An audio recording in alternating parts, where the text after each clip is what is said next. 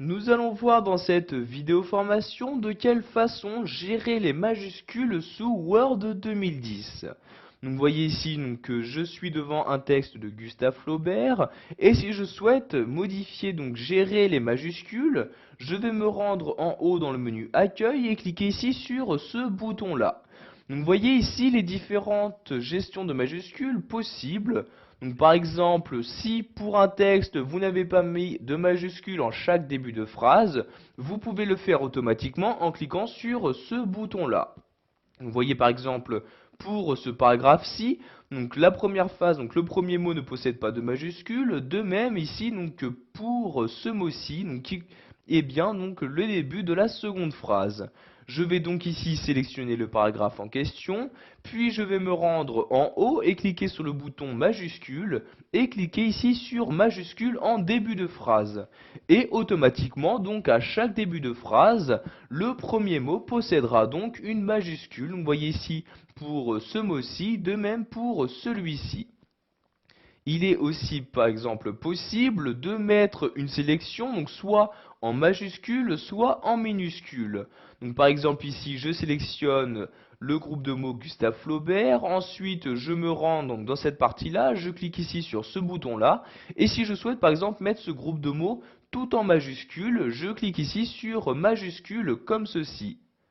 Et automatiquement, comme pour le voir, maintenant le groupe de mots Gustave Flaubert est écrit en majuscule. Je peux également faire l'inverse, donc remettre celui-ci en minuscule en cliquant sur ce bouton-là et en sélectionnant ici minuscule. Je peux également demander à ce que la première lettre de chacun des mots sélectionnés se trouve être en majuscule.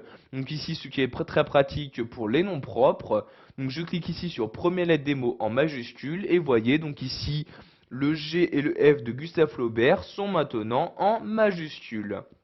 Vous avez également la possibilité d'inverser la case, c'est-à-dire les lettres en majuscule se trouveront en majuscule et vice-versa.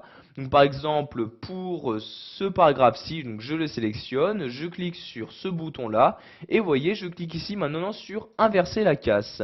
Et automatiquement, vous voyez ici, la casse a bien été inversée.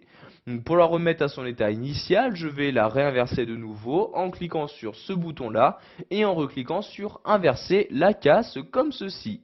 Pour finir, nous allons voir qu'il est possible d'ajouter des lettrines à chaque début de vos paragraphes.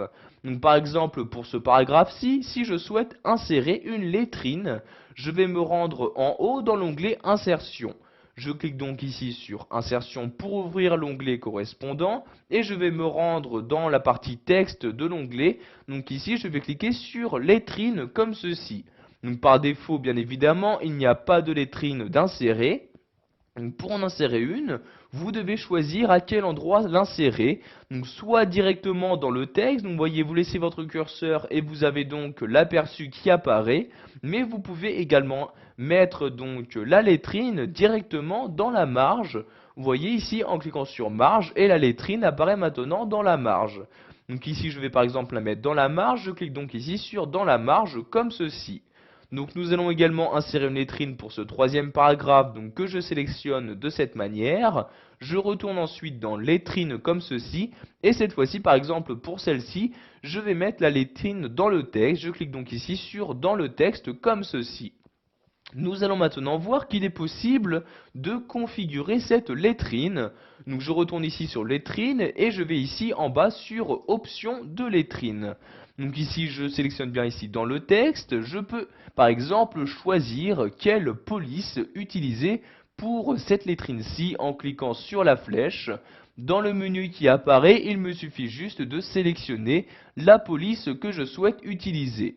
Donc vous voyez ici, je remonte et j'ai donc accès aux différentes polices disponibles. Donc je vais par exemple ici utiliser la police Courrier New comme ceci. Vous pouvez également définir la hauteur que vous souhaitez attribuer à la lettrine, donc hauteur qui est en ligne. Donc par défaut la hauteur est de 3 lignes, comme vous pouvez le voir ici la lettrine est bien sûr 3 lignes.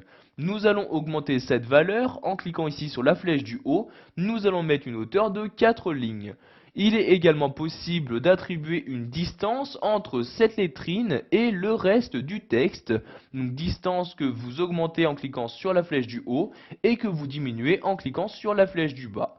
Donc je vais par exemple mettre une distance de 0,5 cm comme ceci. Donc pour appliquer vos changements, vous cliquez ici sur OK et voyez donc toutes les modifications ont été apportées. Donc par exemple, la lettrine se trouve bien sur 4 lignes, il y a bien une distance entre la lettrine et le texte, etc. Donc pour supprimer une lettrine, vous vous rendez sur le paragraphe en question, vous cliquez sur lettrine et vous sélectionnez aucun comme ceci et voyez la lettrine n'apparaît plus donc dans le paragraphe sélectionné. Voilà, vous savez maintenant comment gérer les majuscules sous Word 2010. Vous savez par exemple maintenant comment inverser la casse d'un texte et également comment